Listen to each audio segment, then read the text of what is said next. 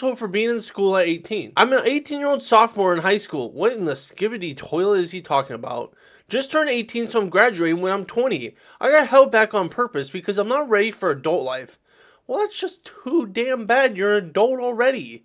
Most of my friends are like 13 to 16. My guy, that's a bit weird. That is a bit weird, not gonna lie. But let's use our imagination for a second. Imagination. And let's just pretend it's not weird that you purposely got held back so you don't have to go into adulthood.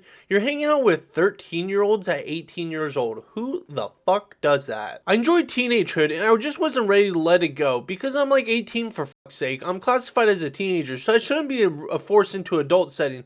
Am I the asshole for holding off adulthood until 20? You're an idiot for one, because like adulthood is pretty fun, not gonna lie. You get to do a bunch of fun stuff. Like, it's pretty cool, not gonna lie. Like, you get to do a lot of the same stuff as when you're an adult compared to like when you're a teenager. Like, you don't have to stop liking Yu-Gi-Oh cards and watching cartoons. Like, you can still do that. Hip etiquette. Yesterday I met my mother and one of her coworkers for a late lunch. They split the bill for 3 meals and 4 drinks, and my mother said I should cover the tip.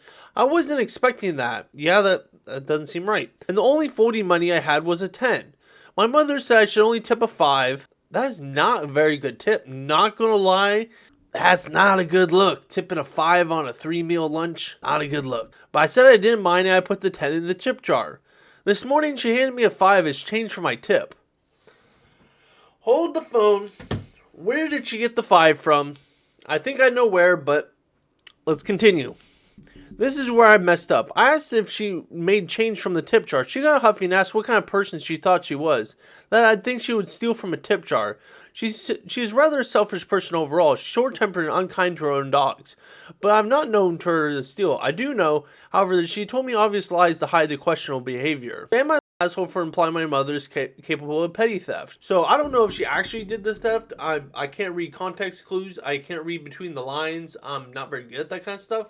So comment down below what you think she actually did, because I don't know. But personally, I think this is just a simple question. This is not anything too harmful.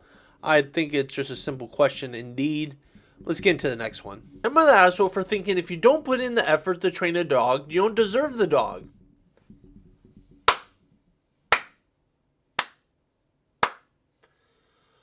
Preach it. Last night someone put a post out asking around for a puppy of a very specific breed, must be house trained, shots up to date, dewormed, spayed/neuter, between 6 months to 2 years old, saying that they're home most of the time to play with it. Little side note, people need to start adopting senior dogs, because like one of the dogs I adopted a while ago, he's gone now, but I adopted him at 14 years old. His name was Brutus, and like he was a great dog. Like, they're talking about adopting a 6-month-old dog. Like, they're going to get adopted regardless. People need to start adopting senior dogs that people don't adopt. But back to the story. To me, it sounds like she just wants a low effort, low commitment pet to show off and look rather than interact with and bond with. Yeah, sounds about right. Because any dogger knows that a part of a training is how you bond and build a relationship with your puppy. Because if she's home all the time, then she'd have time to train and bond with it, but she doesn't want to. Just play with it. These are the types of people who bring a puppy back to a shelter a week later because it was too difficult. I made a comment on her post about my opinions, and everyone said there's something wrong with me for thinking of this way. Is it wrong to think that she isn't responsible enough to have a dog if she finds one? Now, this next statement is coming from a guy who judges dog owners who don't treat their dogs correctly, don't train their dogs correctly very heavily.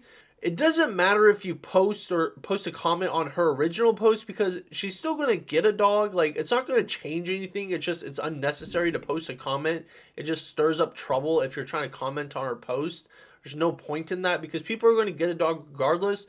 The best thing you can do is like get a dog and treat a dog the best way possible, because that's just one less dog that's out there like in the wild, like being let loose and stuff like that. Well, that's all I got for today's video. If you liked what you saw, make sure to subscribe, and thank you for watching. Until next time, see you later.